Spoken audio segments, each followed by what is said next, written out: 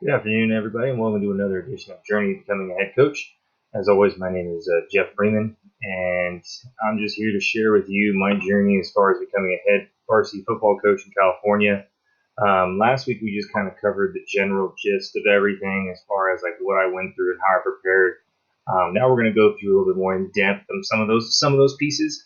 Probably by the next one, we'll probably go over day one. Also, just going to go over some staffing. Also planning on going over junior program. So again, if this is something that interests you and you're enjoying it, again, hit that subscribe button and let me know. If there's something you particularly want me to go over, feel free to drop that down in the comments. Again, I do read them. So if there's something particularly you want me to go over, or if there's something maybe I missed in the previous ones that you think, hey, how did you handle this, or can you touch on this? Feel free, let me know, hit me up, and I'll create something on it, whether it's a quick video or whether it's a long video like this, where I put some slides in there so we can go back and review and take a look at them. So again, we're going to go to the interview process, and I went through about maybe 5 or 6 interviews before I got hired. And some of you probably like, oh, that's not a lot, or maybe some of you are like, wow, that's a lot. But in reality, it was a lot of a great process for me to go through as far as learning how to answer questions, how to answer different questions, different panels, and just things like that. So we're just going to kind of go through some of those. So I mean, preparation, and some of this we went through last, but again, I'm going to dive deeper into some of this stuff. But we got research, as far as researching the area and everything entails with it, mock interviews, finally applying, your attire, questions, follow-ups, and then reasons why maybe you did not get the job. And that one, some people know about it, some people don't. So as far as research your demographic, the types of student athletes in the community. What kind of community is it? Is it an older community? Is it a small town community? Is it a large town community? Do you share borders where you have 3 or 4 schools that kind of share students? Or do you have where it's kind of that small town feel where people pretty much shut down Friday nights to come watch you guys play? So just kind of figure that out as far as what the community is. And does the community support your football team? Will they show out? Will they fundraise? Will they sponsor? Things like that. Do they appreciate the football team? Has there been kind of a black mark on it? Is there something going on that you need to rebuild? And then the student athletes, are they an academic kind of athlete, or do they need help in that arena? What kind of demographics as far as socioeconomic? Are they high achieving? Are they low achieving? Things like that. School history. What sports do they do well in? Some sports don't do very well in football, even though, we all know football is the most popular sport. Sometimes some schools don't historically do well based on some of those previous ones we talked about, whether it's they share boundaries with other schools or they just haven't found the right coach to motivate them and whatnot with community. And maybe there's not enough faculty and admin support, which that would be something we'll go over possibly in a later one too. That's kind of a big one that I've kind of noticed lately. Any recent recruits, as far as like, do you know if someone's been recruited? Do junior colleges like to recruit your area? Do you have any kind of NAIA or D1 or D3 or anything like that likes to come visit? Anything like that? What is the record in league versus non-league? Have they been struggling against their league teams or struggling against their non-league teams? And then also, who's their rival? Who's the school they want to get up for? Call it Shark Week, whatever you want to call it, where they really want to play hard against that team. Sometimes that works well in your advantage, sometimes it doesn't. And is that a non-league team or is that a league team? You're going to want to know that as well. City history, anything you can learn and earn about the city to show you have a vested interest in the community. What are the city's plans? Like, as far as, do they plan on rebuilding anything? Do they like to help with rebuilding community centers, hospitals, stuff like that? Maybe something you can jump in on, help with some community service. And then how do they help the program, if at all?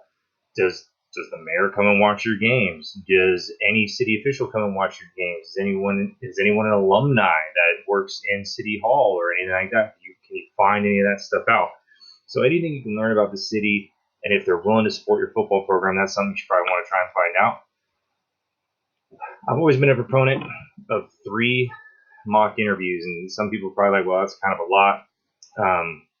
But the way I look at it is, if you can get it from an administrator, so you can kind of see what their thought process is, really understand that they're going to push any kind of administrative point of view. So fundraising, communication with parents, how are you going to make all the players and parents happy? How are you going to organize? How are you going to fundraise? How are you going to staff? Like, that's what a principal's going to want to know, because they don't want to deal with any headaches. Once they hire you, they don't want to hear from you unless it's something good. They don't want to have to hear from a parent. They want the parent to go to you. So how do you solve that and make sure that's taken care of? So getting a mock interview with a principal, either a school you're at or a principal you know that's willing to help you out, that'd be a good one to do. Your current head coach, if you're currently working for one, because then you can get the scheme, like how are you going to practice plan? What are you going to do here? How are you going to manage if, this player goes down or this player is ineligible? Or what are you going to do if there's theft in the locker room, stuff like that. And then lastly, a player or parent. So the player is going to want to know, well, how do you coach? How do you teach? How do you do this? Parents are going to want to know, well, what's your structure? What's your schedule? And they're going to want to know, like, when am I going to drop my kid off? When am I going to pick him up? Do I have to drive? Is there a bus driver? And all these three things give you the three different views as far as completing a total program. From the administrative point of view, from the on the field stuff, and then from the how you're going to take care of the player or the parents. And the players probably aren't going to ask about academics at all, because they just want to get on the field and play. Parents are going to ask about academics. Principals are going to ask academics. The players aren't. We all know. I put in a study hall here and there, and the players just gripe and complain, but at the same time, it helps them in the long run, especially when you motivate them enough and they show up and they want to get the work in and they want to get everything taken care of so that way they can play. Ultimately, that's their motivation. It's extrinsic at its best. They get a good grade, they get to play. So 3 mock interviews. If you can't do that, again, find who you can. Do as many as you can as you get ready. Again, there's no such thing as a bad mock interview. Nothing's on the line. You're just trying to get experience to the best of your ability as much as you can. Apply to different places. And this is one that my head coach told me, apply where you won't get the job. It builds experience. I live in a Sacramento suburb, and my first job I applied for was about an hour and a half up north. There was no way I was going to be making that drive. There was no way I was going to be doing any of that. Drove up there. It was a good school. Had a good program. Has a really big basketball tournament up there. Has a notoriety for having a good football program. Went up there, had no expectations of getting the job. Just wanted to see what the interview was like. Had a 7-8 person panel with a parent, a booster member, a board member, the superintendent, principal, and I think another parent. So about 7 or 8 people were there, and each one of them, they just went down the line. Each one of them asked me a question, and it was different things. Again, just like we had talked about. And I'm going to show you some of those questions, like, why do you want to coach here? What's your thoughts? What's your practice plan look like? What are you going to do to work with other sports? Just basic stuff like that. And the funny thing was, had my binder out there, handed out some things. I made some copies of that for like players and parents and admins would want to see. Handed all those out. And by the end of it, this will be kind of covered with the reasons why you don't get a job, but I got a call from the superintendent the next day, and he just wanted to commend me on how well I interviewed, and I kind of wound up being the number 2 choice. And in the back of my head, I was like, oh man, if they had actually selected me, I was like, I would be making an hour and a half drive. Because, obviously, if you're applying for a job, what's the point of applying for a job if you're going to turn it down? But at the same time, you apply to a place you don't think you're going to get, and then lo and behold, the superintendent calls me and goes, yeah, you interviewed really well. You turned out to be our number 2. So if this guy turned it down or couldn't do it, we're going to give you a call. So that was very it was a very big ego boost for me, that it kind of told me that, okay, if I can do this well and impress the superintendent in a school that's got some notoriety and is known for having some good hard-nosed football, then I'm ready to kind of really start pinpointing my areas of where I want to coach, and and the demographic and stuff like that, so I can really start pinpointing and really start trying to bullseye in on some jobs. Now, on the side note of that, don't do this in a district you're interested in staying in, because this hasn't happened to me, but just things that I've heard. Again, coaches talk just like anyone else talks. It's a networking thing. So at the same time, if you start applying to different schools, say you apply to 6-7 schools and they're all in neighboring districts or in the same district, well, admin's going to talk to admin, principal's going to talk to principals, and this could work for or against you. But if you apply 6 or 7 places and you don't get one job, and then you apply to that 8th spot, and they go back and call, well, why did you apply to our rival? Why didn't our rival hire you? And then also they find out, oh, he's applied to like 7 different schools. Well, what's going on? Why aren't people hiring him? And then they just start doing digging, and then eventually, unbeknownst to them, they're just going to start thinking, well, wait, why does this guy just apply for every job that opens up? Like, it just doesn't make sense. And then they just start thinking negative things. It's why, like, well, he's not getting hired. He applies for everything. So why would we hire him? So it's one of those things, you want to make your name known, but you don't want to overflow the area you really want to work in too much to where everyone starts asking questions as to why you apply for every job that's open and sometimes never get a job. So just keep that in mind as far as trying to really pencil in and bullseye areas you like versus areas you don't like. So in that way, people are still going to talk. People are still going to try and find out like where you came from. But at the same time, if you're applying to different spots, different areas, it's easier to explain why you applied for a job 2 hours away than why you apply for a job at a school that's not even like 2 miles away. So it's a little bit easier to explain that to an admin when they ask that question. And then same thing too, if you apply to a couple different districts, I mean, you can have outs where it's a monetary thing, it's a travel thing. So you can have explanations. But if you're applying to 6 different schools that are all within a 30-minute drive of each other, that could look a little, to an administrator, might kind of look back as far as being like, well, why are you applying to all these different places and still not getting hired? So just keep in mind, try not to do that. Just because, again, it's not like it's a bad thing, but somehow it just gets around to turning into a negative thing. And that's, again, this is all just things that I've been told and things that I've learned for whatever reason, just turns into a negative aspect when someone applies for many, many jobs in the same district or right around the neighboring districts where everyone can talk and hear from one another. So just kind of keep that in mind. Attire. I am an old school person. I will wear a shirt and tie to any job interview. I remember when I was 19, just came back from San Diego, and I was applying a Blockbuster of all places. For those of you that know what that is, and I wore a shirt and tie to a Blockbuster. The funny thing, first thing I walk in, the lady's like, "Why are you wearing a shirt and tie?" I'm like, "Well, because it's a job interview." So, and that just tells you, and that was about 14 years ago, and someone asked me why I was wearing a shirt and tie. So right around 2006, someone was asking me why I was wearing a shirt and tie to a job interview, and I just looked at it as, well, that's just what I was taught, and that's what I do. Sometimes at a couple of places, I wore their school colors, just kind of show that, hey, yeah, no, this is the place I want to be at. I'm wearing your school colors. This is where I want to be. This is where I want to coach, and this is where I want to teach. So sometimes I wore the school colors if I had it. Other times I just wore kind of just neutral colors, just so then that way I didn't stand out too much. Or if I tried to make sure I didn't wear their rival colors too, just to be sure. I always wore my championship ring that I won in 2010, just because I figured that way. Again, it's a title, it's a conversation starter. So an admin or a VP or somebody sees that, or a parent sees that, okay, he's either played or coached his way. He knows what it takes to get to a championship level. So just kind of, it's a conversation starter, in my opinion. And again, that one's kind of what I noticed on my interviews. No one's ever told me to do that. This one's just my advice. If you got any of those, wear them. It's a conversation starter. Again, it also kind of shows, even let's just say in the back of your mind, that you were one of those players that maybe was like a rotational player, didn't play very often, or maybe you were an assistant coach and whatnot. You really didn't have any say in the offense or the defense. Even so, you were a part of that team. You were there. You saw what it took to get to that level. So again, it's a conversation starter. It makes everything look really nice. As far as modern day, I mean, again, depending on who you talk to, it's casual, whether that's dress pants or khakis or whatever, and then learn the community style of dress. You can always ask. I mean, I've never been a part of an interview like this, but I've heard of interviews where people show up in jeans and a polo and perfectly acceptable, and the person gets the job. So again, it's one of those things, you learn the community. That's part of your research. Learn the community, learn what kind of style they enjoy, and that could kind of tell you what to wear at the interview, make it kind of feel like, and if it's something you enjoy, then hey, you know what, might be a really good fit. Me, I'm always going to be a shirt and tie guy. That's just the way I am. I mean, I still wear shirts and ties on Fridays. I try to have our students do that, but due to our socioeconomic thing, not every kid could have a nice shirt with a nice tie. So I decided to change that up, and so we went ahead and bought them some nice game day polos that they wear instead. So again, learning your demographic, learning your community, learning what they can afford versus what they can't afford.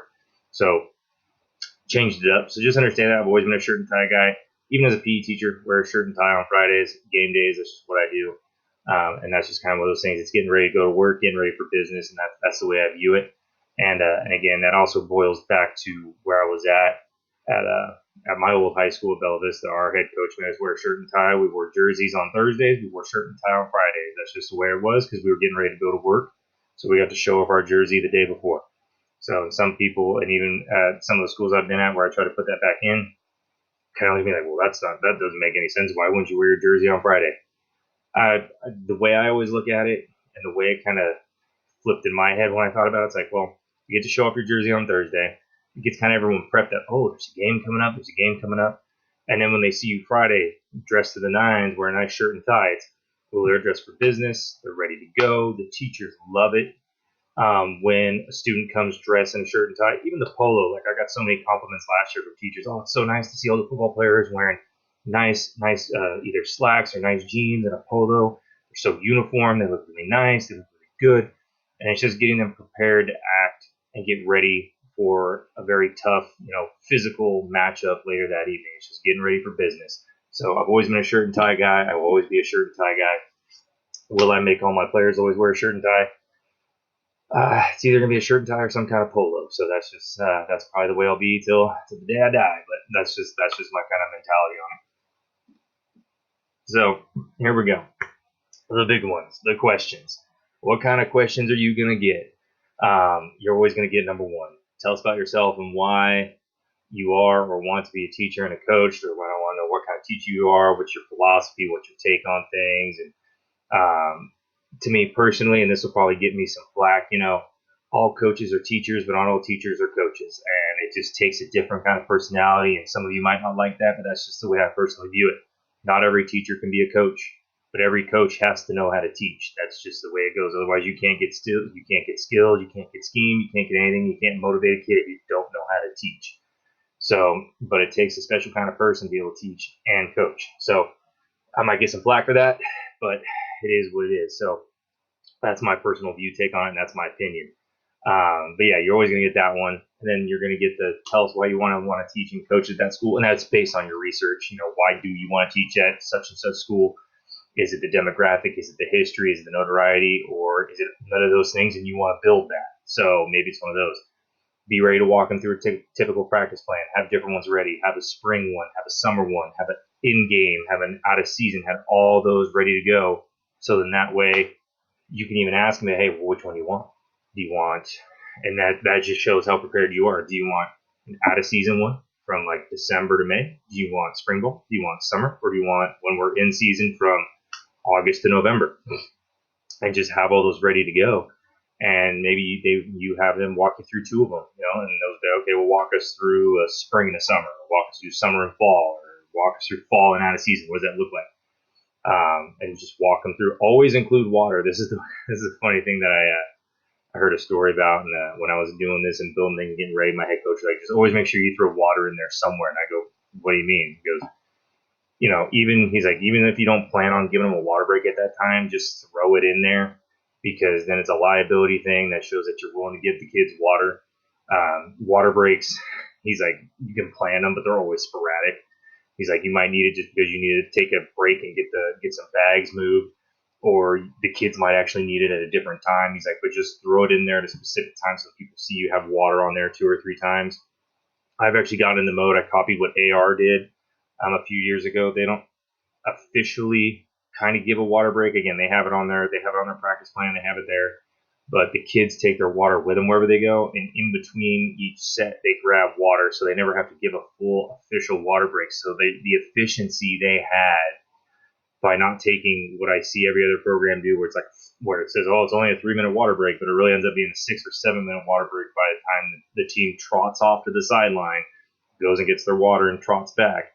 That 3-minute water break turned into a 7, almost a 10-minute water break. Or some other things I've seen happen where all of a sudden they trot off, and then all of a sudden the coaches kind of huddle up and they're talking about, either game plan, or quite honestly, they're just BSing because that's the first time they've had a chance to sit down and talk to one another all day. So they're just sitting there talking to them. Before you know it, boom, 10 minutes has gone by. So the nice thing about kind of going to that, and I went to that when I was still at CASA for a few years. I just had the kids told me that, hey, make sure you always have your water on them. If you run out, I'll let you go fill it up. But the amount of drills and the amount of technique and stuff we got done without having to give a quote-unquote official water break, because they always had water on them, and they were always able to drink it in between drills or while I was talking or anything, so the water never left their side. It just made us so much more efficient. We didn't have any time to waste. We set up all of our drills, boom, boom, boom, we were ready to go. We were hitting like 10, 15 drills in a matter of, anywhere between 30, 40-minute period. and we were getting everything done, whether it was run or pass. It was just insane how efficient we became that year and years after that. So it's a nice thing to have in your back pocket to be able to kind of really go at that pace. But I mean, obviously, I had to sit back at night and really plan out what drills I wanted, so that way I could have all the bags, all the cones, everything set up. So that way, if we were doing run for these 20 minutes, boom, we were going to knock out these 5 to 6 drills, and we were going to bang those out in those 20 minutes. And then we were going to switch to pass. All right, boom. Then I wanted to make sure I had these 5 to 6 drills ready to go. So that way we could bang those out in 20 minutes. So 40 minutes, we've gone over run and pass drills as a defensive line or an offensive line in 40 minutes. And there was no stop time. It was boom, go to this drill, this drill, this drill, this drill. Progression, progression, progression. Boom, we're off and running. So again, that's kind of how that's how I ran practices when I was coaching a position group. And that's how I'm trying to get back into it now, since last year I didn't coach position group, which I'll get into later. As far as like a day one kind of thing as we move forward, how are you going to fundraise? I've seen a lot of different ones. I helped create a golf tournament at the old elementary school I was at. I had a bunch of parents spearhead it. I really pushed it with admin, and we got it done. It was a wonderful fundraiser. I've seen poker tournaments. I've seen card sales. We do a popcorn sale. We do a snack fundraiser. And then we do apparel stores, and that's pretty much it. That's all we do. And we raised, the last couple of years, we've raised right in between, well, can't really say this year's not over yet, but we'll probably raise right around 20 to 30,000 each year. So, I mean, obviously it's not that great, but it's a good start to where we want to get to. And everyone's probably, 20 to 30,000, that sounds like a lot. I mean, there's programs that raise 60, 70, 80, 100,000 a year. I mean, knowing our demographic, I would really try to believe that our school could probably raise easily 40,000 a year. It's a lot of work, and it's a lot of push, and we're getting there. We did a little bit better last year. Unfortunately, COVID kind of annihilated our popcorn fundraiser. We had already reached our last year goal in 3 weeks. And so I knew, but then COVID shut us down. We didn't get to finish the last 2 weeks of our sale because school obviously got shut down. So I really feel like we would have reached that $6,000-$7,000 goal we had, which would have pushed us over that $30,000 year that we were shooting for. So we had a couple of bumps in the road, but it is what it is. How are you going to fundraise? What are you going to do? That's stuff that you have in your binder. I mean, I've seen things from like a duct tape sale where you sell like a foot of duct tape, and then at the next rally, those kids that bought that, then they get to like duct tape the head coach, or if an admin jumps in, then they get to duct tape them to a wall. I mean, just something fun like that. Obviously, you got your card sales. If you could do those in house, the better. When you pay those companies just take so much money away from you. And I know I'm kind of bad mouthing them a little bit, but the three I've been a part of, and seen, they do take a huge amount of a percentage away from you. So if you can do them in house, there was a school I was at that did them in house where it cost them literally like $15 a card. So they were able to, $10 a card. So they were able to charge $20 per card. So they were making, basically 100% profit. They were making $10 per card, which was good for them. Most people don't make that much selling those cards. So again, it's kind of what the community wants, what the community gets behind. Again, the poker tournament at another school I was at was really well done, really nicely done. They made a buttload of money there. And even that golf tournament. I mean, we're talking about doing a golf tournament where I'm at. There's a couple golf courses right around the high school area that people love to go to. So we're talking about trying to do something like that. So always have fundraisers in the back of your mind and what fits your community and what fits your kids. Number 5, this one might catch you off guard, but you just got to be ready for it. Players caught stealing. How do you handle it? It might be a players caught stealing, cheating, fighting, bullying, you name it. This is going to be a principal VP question. So you just got to be ready to, how are you going to handle it? You going to just pull the kids aside? Do you have a zero tolerance? I mean, zero tolerance is the hardest thing to have, because once it happens, you got to kick the kid off. That's why zero tolerance is kind of interesting to me when people say there's like zero tolerance for fighting, and all they do is suspend the kid, and then he's back, 3-5 days later. If you have zero tolerance, that means they're gone. That's what that means, in my opinion. So you're like, well, no, that's not what it means. It just means zero tolerance to get suspended for 3 to 5 days. Well, if you have zero tolerance, then why would you allow them back on your program? So just be careful with that word, zero tolerance, and just have, consequences. Don't call them punishments, because then the kids get, they get that negative connotation to it. Just tell them, hey, there's positive and negative consequences. You do things right, there's going to be a positive consequence. We do helmet stickers. we're working on doing some T-shirts and stuff like that. But we do helmet stickers. Kids love them. They're always excited to get those helmet stickers every Thursday, Friday. Oh, helmet stickers! When are we getting those? So they love those. They enjoy those. I mean, T-shirts, hats, whatever you can give them, whatever you can get to them. Kids love getting free stuff. So give them positive consequences, get them negative consequences. And I know they say, oh, don't use exercise as punishment. Well, in sports, sometimes it works. Okay, we're lining up, we're doing suicides, we're doing gassers, we're doing down ups or up downs, whatever you guys call them. I always call them slammers. So it is what you want to call them. Basically, there's burpees. So, whatever you want to do, or, you kick the kid off for a week, you go, hey, you were caught stealing, you're done for a week, and then we'll have a talk about it with your parents on Monday, or however you want, or maybe admin's got something that you need to follow. So there could be your follow-up question, like, well, how do you handle stealing at the school? Like, is there something we could do similar? Stuff like that, or what's your bullying policy? So you can kind of turn it back on them and then try to model your answer after whatever they're doing. So it's kind of mirroring. They like that kind of stuff when you're able to make everything consistent between academics and athletics. That goes right in the next one. How are you going to help with academics? We did study hall last year and it worked out really well. The kids the year before I took over averaged about a 2.3 GPA. I took over, they were at a 3.1 GPA throughout the entire program. We had 5 4.0 students versus the year prior, they had 1. So, I mean, we boosted the academics a lot, and I was really proud of that, and I was proud that the kids put in the work for that. So, and the year before, they had like 7 or 8 kids that were ineligible. The year I took over, we almost had 1. So we didn't have any ineligible last year. We pushed really hard on that. So that worked really well for us. So again, pushing, you got to make academics a focal point. It looks good to parents. It looks good to your athletes. It looks good to your admin. You got to push the academics because football's not going to be there forever for most of these kids. So they got to be able to have, because otherwise their ceiling is really short. And some of that we're having an issue with now. All this COVID stuff, kids are like, well, I got to go to work. I got to go to work. It's like, then your ceiling is going to be, that minimum wage. That's your ceiling. That diploma, it raises that ceiling just a little bit higher.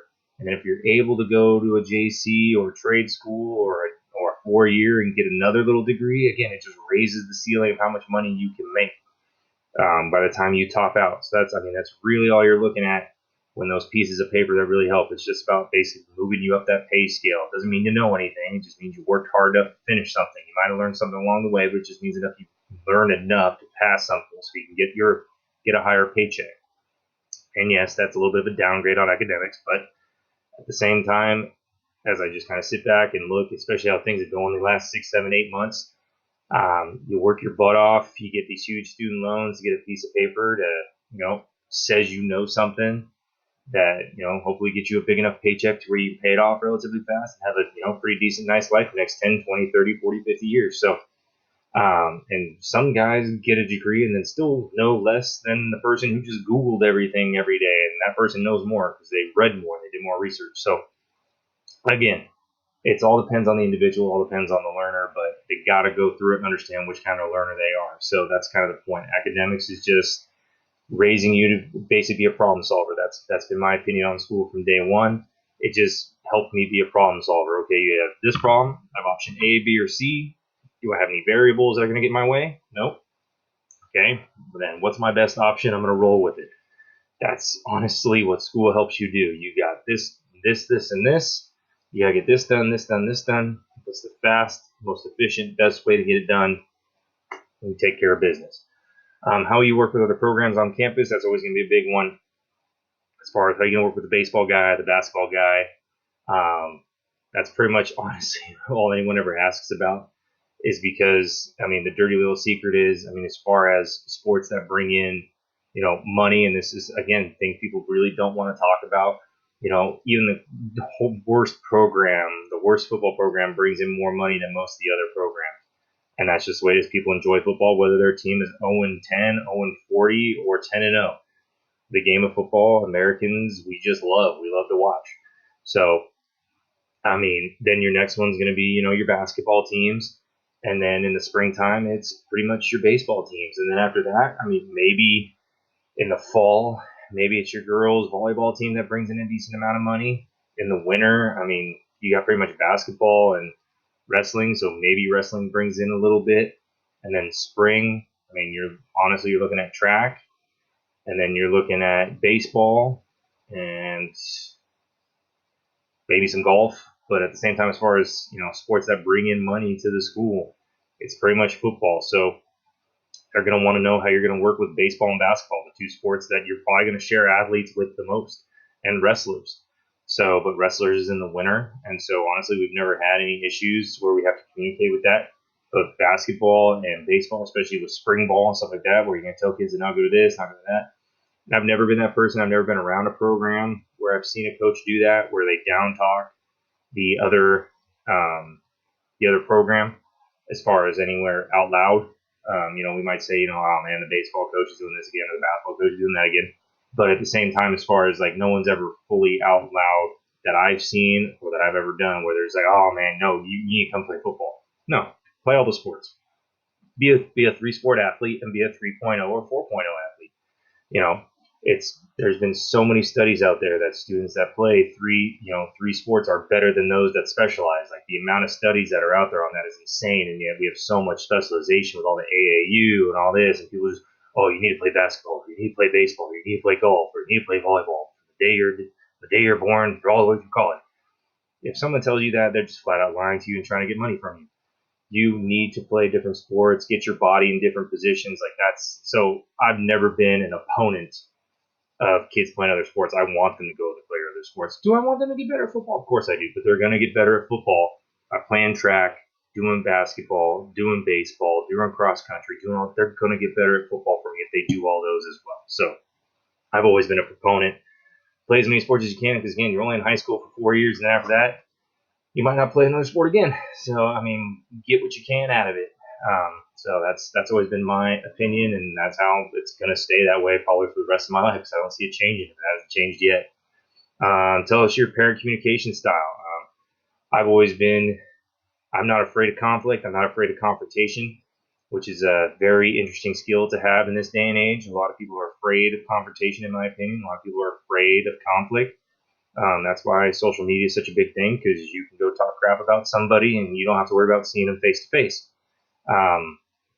And you can downplay me on that all you want, but I truly believe that is a huge issue. Social media, as much communication and bringing people together as it has divided us as I have never seen before. But at the same time, using all those, I use email, I use Google Voice, which is fantastic, because then I can give out a different phone number that's attached to my phone. I still receive text and all that stuff on it, like everything else. I use the Band app, which I talked about before. It's a great app. It's better than Twitter. It's better than that Remind app that's out there, in my opinion. It's basically like a Facebook, and I can put posts, I can put polls, I can do this. I can add attachments, all kinds of things to it. So it's a really good app to use. I use Band. I use the Google Classroom. I create my own football classrooms and send stuff out on that. I use Twitter, I use Snapchat, I use Instagram, I use Facebook, I use TikTok, I use all that stuff. And to be honest, TikTok is primarily just promoting the kids. It's putting, photos of them practicing, doing our uniform release when we got our new unis this year, just stuff like that. Because honestly, it's really not a great communication tool, because it's mainly just video and picture orientated.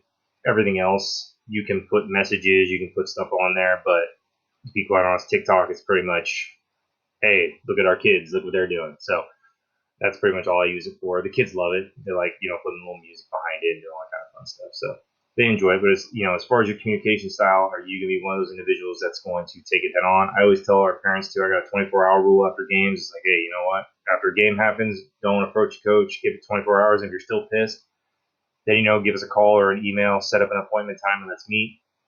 Let's have a conversation before practice or after practice, please not during practice. And then, let's go meet away from the kids so the kids can't see. You can have another coach, or you can have the player with you. And 9 times out of 10, if it's a player issue or a playing time issue, have the kid next to you. 9 times out of 10, the kid will be like, oh no, well, he told me this. Or, one of my favorite stories is, I was coaching and parents approached me during a halftime. They said, hey, it's his last year, blah, blah, can you really let him play? And I'm like, well, he missed 3 days of practice. And like, no, he was there. I go, oh, yeah, he was there, but he didn't practice. So, he suited up for Thursday, but, he missed Monday, Tuesday, and Wednesday, like the 3 most important days getting ready for a game. So, it was one of those things. Then they like kind of looked at him and I was like, uh-oh. So again, having the player there kind of solves a lot of those issues if you can have them there. And then after that, always have someone else there just to verify, and then shoot an email afterwards. Just be like, hey, so this is what we talked about. This is what I'm going to do moving forward. Please contact me if something doesn't sound right, and go from there. So that always works out. Again, that's kind of my communication style. 24-hour period after games, and I kind of do it after practices too, because once practice is over, I want to go home, spend time with my family, and then prep for the next day. So that's so it's like, hey, I'm probably not going to get back to you once I leave the practice field. I'm just not. I'm going to take that time to spend time with my family, and then maybe I'll get to you at 5 a.m. after my workout in the morning. Which that's always fun when parents are like, why are you up at 5? I go, well, I'm up at 4 working out, and then 5 a.m. time to go to work. So walk us through a typical game day, and this would be similar to what your practice plan is. So what does your game day look like? How do you have kids get ready to go on a bus? Do you separate them based on playing position, anything like that? We have a very interesting scenario where sometimes the cheerleaders ride with us, which sometimes sets up for a very interesting bus ride there and back. The bus ride there is usually pretty quiet. The bus ride home, after we win our loss, can be a little rowdy, but nothing bad happens. It's just one of those things where it's like, really, we got. And and sometimes it's really bad when we lose with the cheer teams. Like, hey, we did really good at halftime, and the kids are like, yeah, but nobody cares, and that creates some friction. But it is what it is, and sometimes you just got to work through it. And then finally, as final two questions, what is your offensive defensive philosophy? And that one you just got to be ready to have, because you might be the offense coordinator, you might be the defense coordinator, or you might be able to hire two guys. Luckily, my first year, I had two guys that I trusted to run our offense and our defense, and they did a really good job for me. This year, I'm going to be running the offense, and I've never done it before, and of course that scares me. But I feel like I've had enough experience in coaching defense and working the offensive line to where I have enough confidence where it's like, okay, I know what a defense is going to do against this. I know what a defense is going to do against this. So what can I create to give them confusion and really hurt them?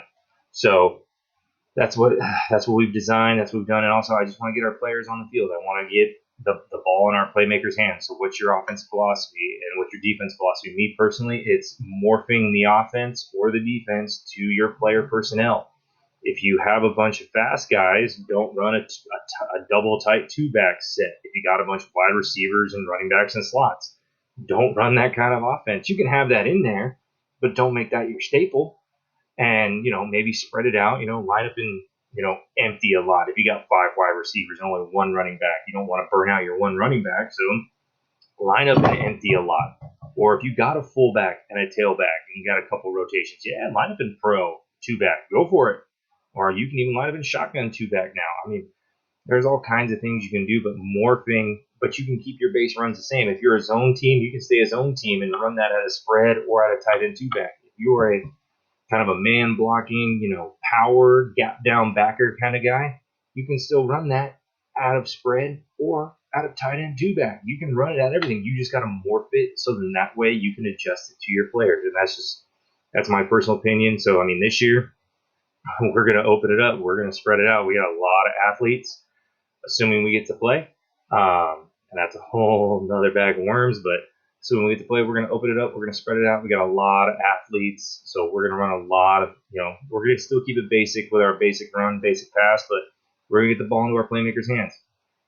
And we're going to see what happens. And then the last question that you're going to get at any job interview, and you can hear it in my voice, I hate it. I think it's the worst question you could ever ask, but I get it. I understand why they do it. Where do you see yourself in 5 years?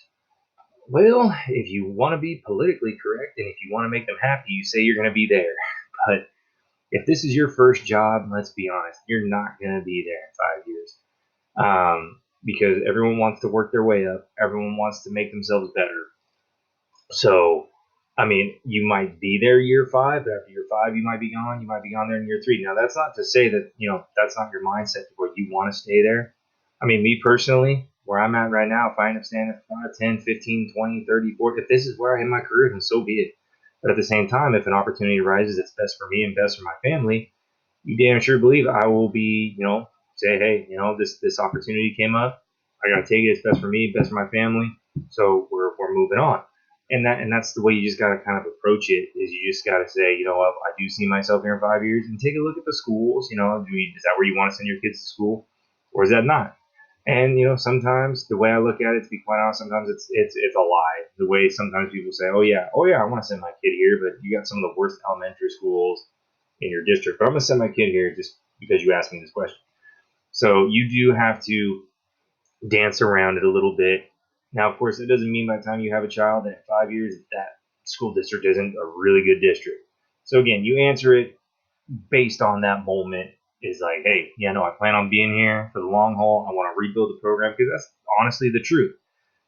But the fact that they want you to or expect you to see yourself there in 5 years, there's so many variables there. It just doesn't make sense to ask that question. In my personal opinion, and it's something like, well, they want to see if you're committed. Well, you're applying for the job. Obviously, you're committed. Why would you apply for the job if you weren't planning on staying there?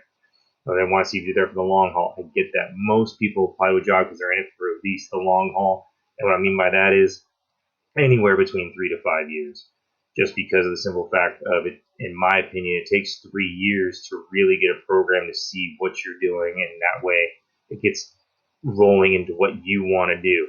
Because you got to get rid of any of the old habits that your seniors and your juniors have. So by the time that freshman sophomore group comes in, that's your team, that's your group, that's your program in a snapshot. And people are either going to like it or they're not. Either you're going to like it or you're not. You're going to have to make some serious adjustments, or you might be fired. So if you get fired before that, then that's probably just gross negligence on communication or something, or your safety, whatever it is. If you get fired before 3 years, there's something going on there. So you're gonna want to keep a track of your safety precautions, what your coaches are doing, make sure everybody's cleared, all that stuff. So, but as far as that question again, and that's my opinion. I don't care for it. Never have, never will. I'll always answer it to the most honest ability I can. But I mean, 5 years, again, you could be there 5 years, you could be there 3 years, you could be there 4, you could be there 20. I mean, who really honestly knows? You're going to do what's best for you and best for your family. So that's some of the basic questions. Those are ones in the, like I said, the 5 to 6 interviews that I've seen, that I come across. Those are kind of the basic ones that I always get. And then, of course, you get the, do you have any questions for us? So if you got questions for them, that'd be probably a good thing, if you do, honestly. This one came to me. I never got a chance to ask it, but it came to me after I'd already taken my interview and I'd heard it on a podcast I was listening to. You do always have at least one question for any job, and this isn't teaching, this is anything. What do you hope to see from this program in 1 to 3 years, or what do you hope to see, or what's one thing you want fixed, or blah, blah, blah, whether you're trying to apply for a manager position, assistant position, whatever it is. You ask the admin what they want to see what their answer, see what their train of thought is, and then you hit your final points, and then you try to toss in there how you're going to achieve the one thing they want to see in 1 to 3 years. That's how you end the interview, because then you ask them what they want to see in 1 to 3 years, and you get to tell them how you would achieve it, to kind of give them that final little, oh, so he or she wants to take care of what I want. Oh, that's awesome. Okay, and that's how they're going to do it. All right, cool. That's very interesting. So, and I don't know how many people have ever thought about that, or I heard it on a podcast literally probably about 5 to 6 months after I've done with the interview and already gotten the job. And I was like, man, that would have been a good question to ask them. Like, what do they want to see from the program? Do they just want to see players and parents be happy? Do they want to see a winning program? Or do they just want, grades to go up? Do they want kids to get recruited? Like, what do they want to see? Do they just want to not deal with it? They just don't want to hear from football. They just want to get the paycheck from the snack bar or the gate. That's all they want. They want no part of it. They just want, hey, you just go do your thing, and as long as we don't hear from you, we're good. Like, is it that? Like, that just kind of gives you an insight to what they're thinking and what they actually view of the football program. So, a good question to ask. And then get your final points on how you would achieve that, and that's how you end it. And of course, the usual questions of the next step when you might hear from them. Some of these ones, is there a potential for teaching job if that wasn't posted on there sometimes? Like California, we use EdJoin. I assume most people use EdJoin. There's also the CIF SAC working section, the part that I'm in. They have a job posting as well. How many stipends do you have for assistant coaches? What does your budget look like? Is the last guy leaving you owing money? Or is he leaving you, hey, you got like $40,000 sitting here that you could use? Then, how many coaches could you hire, or what is the process? Does the AD, does the principal, like, who has the final say in your hiring process? All these questions you could ask. Again, it all depends on if you did your research and you already know the answers. It's always good to kind of find out, because it would kind of stink if you go into the impression that you only have like 4 stipends and you go look and you actually got like 8 or 9 stipends. And that could just be by accident, somebody forgot or whatever it is, and you actually have that amount of money. So just keep that in mind. And then maybe they only say, hey, you can only have 4 on varsity, 3 on JV, and 2 on freshmen. Like maybe they have a cap on how many coaches you can have because all of them got to get paid. Or they don't have any cap, and you could have 20 coaches, and you could have only 6 of them get paid, and the other 14 are volunteers. So again, just little thoughts to consider as things move forward on that. Always do a follow-up email or phone call. I usually tend to do a follow-up email depending on the interview time. If it's before 3 o'clock, so like if it's like a 10 o'clock, 11 o'clock, 12 o'clock, 1 o'clock, I always do a follow-up email, kind of like right after school, like right around 3, just shoot them a quick, hey, thank you for the time, blah, blah, blah. I just want to, reassure you that this, and this, just hit on some points real fast and say, hey, I'm looking forward to hearing from you. And then if you don't hear from them about 2 or 3 days, shoot a quick phone call. Say, hey, I saw, or when the interview process is done, like, hey, this is capped, here we go. Give them a quick phone call, say, hey, just want to check in, see how things are going, and go from there. And you can do either one, or you can do both. Me, I literally just did an email. So I just shot him a quick email. Just said, hey, I appreciate the time, appreciate your effort. It was a pleasure meeting all of you, and then went from there. So again, follow-up's always good. And then here's the fun one, the reasons why you didn't get the job. Sometimes it's told you, sometimes it's not. Could be an inter-district transfer. It could be an on-campus coach. That one happened to me at a Sacramento area high school I went and applied for. And it was probably my favorite interview because literally it was, all right, here's the pen, here's the marker, here we go. And how are you gonna coach up against a 3-4? How are you gonna coach up against a 4-3? What are you gonna do here? What are you gonna do? What's your fundraising? And we literally must have been on the whiteboard for about an hour and a half, and it was fantastic. That's all we did was draw on the whiteboard. We talked. It was like the most chill interview I've ever been a part of, as far as just sitting back and just talking ball. It wasn't me sitting at a desk all stern and 6 or 7 people in front of me just staring a hole in my soul, trying to figure out what kind of person I am. So, but there was an on-campus coach that was already looking for the job, and he had a little more experience than I did, so he got hired. Inter-district transfers happen. If there's a coach that's in district that wants the job, they get first pick, and that's just, sometimes that's just the way it works. It's the way the world works. Some of those guys earn it. Some of those guys, let's be honest, some of them you look around the table, you go, you know what, it's a good guy, but I don't know if he's a great coach. And that kind of goes in the NFL too. Not every NFL coach is a head coach. Some are better coordinators, some are better assistants. And that's the same thing in high school. Some high school coaches should be assistants, coordinators. Some should be head coach. For all I know, I'll find out in a couple of years that, hey, dude, you're a D coordinator, O coordinator, or a position coach at best, man. You can't handle being a head coach, man. You're done.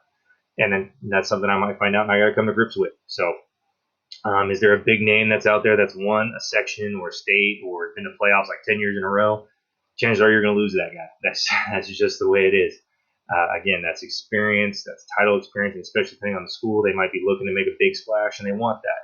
And that's just the way it is. And then, of course, the fun one that you always hear, it's like, well, how do you get experience if you never get the experience? That just boils down to, again, targeting down who you really want to work for, where you really want to apply, and really taking it down to where you want to go. So in that way, you have a fighting chance. And if you're applying somewhere that's got a lot of big names, a lot of schools, you're going to run into places where there's going to be a guy that's got 5, 6, 7, 8, 9, or 10 years of experience to your 0 head coaching experience. And I had to take a JV head coaching job, not because, and it was perfect because I was like, yeah, let me get a head coaching job as a JV head coach so I can get some experience. It was perfect. I was given the first one. If you guys remember from my previous video, I didn't see it because I missed a coaches meeting because I had to go to college to go turn in some papers and have a meeting there. So when I came back, hey, you're the JV head coach. Oh man, that was not a very good experience. Only because I was like, really, you guys are just gonna make me the JV head coach? And not only that, I was the offensive coordinator. So didn't really know what I was doing. I was fresh out of college, fresh out of playing. I'm not gonna lie, I had no clue really how to manage that or what to do. I just did the best I could. Unfortunately, the kids, there was only like 15, 16 kids on the team. By the time grades came out and injuries were done, we ended up absorbing into the varsity team. But I mean, we did what we could, and again, it shed some light that I was not ready to be a head coach at that point. I was like, I just need to get a position guy. Like, I'm not ready for any of this yet. But then as I went on, took over that other JV head position that I'm telling you about. I actually applied for it and got it. Again, the head coach was a great guy. We had a lot of great conversations. Loved his system, and I'm going to talk a little bit more about that when I get into junior programs and systems. Because one thing I failed at as his JV head coach was he wanted us to run a certain offense, and we were doing it. We were doing it really well, and then we started branching out. The problem is we branched out probably a little too fast, and we kind of changed the formations because again we followed the philosophy I was talking about. We adjusted to the athletes we had, and we threw in a couple formations that weren't originally in his playbook. And looking back, that was a very poor decision on my end without talking to him first. And that was a poor decision on my end. But I mean, it was one of those things we were trying to make the decision at the time, and we're just like, hey, yeah, no, let's do it. We got the athletes, let's go for it. And we did. And then later on, he was not happy with me, and then, and I should have explained it for him. And then once we sat down, we talked about it. We both came to a common ground that was like, hey, well, you know what? I failed by not coming to him early, and this was at the end of the season. I failed by not coming to him and explaining to it. And he said, well, I should have came to you and just asked you point blank why you were doing it. So we both realized that we made a fault. But at the same time, again, if you get a JV head coaching job and you want to tweak something or change something that the offense coordinator or the head coach really wants you to do, make sure you go to them before you do it. Don't just assume, well, we're still running the same plays. We're just adding this one little formation. It sounds harmless, but then all of a sudden, the offense coordinator that I had, because I was running the defense, all of a sudden he said, well, I'm going to go ahead and throw this formation. And then it just kind of snowballed, and then we had like 4 or 5 different formations that we really shouldn't have had in, but we did. And again, the kids enjoyed it. They had fun. And we still kept to his terminology. We still kept to his system, but we just threw things in there that it's not that they didn't have to be there. It's just that we shouldn't have done it without permission right out the gate. So again, little things you learn. So, but I wouldn't have got that experience without doing it. So that's the one thing I do regret at that level. But the funny thing is, the parents were happy. They loved the communication I did. At that point, there was no band app, there was no remind. So I did everything via email. So I had everyone's email address, shot them emails. I did weekly emails every Friday. And I said, this is what we did well. This is what we didn't. This is how we're going to get better the next week. And yeah. And so, and unfortunately, I was there 1 year and then I left and then went to this current school that I'm at. I was there as the JV defensive coordinator and the assistant varsity defensive coordinator. I was there for a year, and then unfortunately for the head coach that was there, he got let go, and then I applied and took over. So, but again, it's all that's how I built my experience, was just making sure I was a really good assistant, and then got my shot as a JV head coach.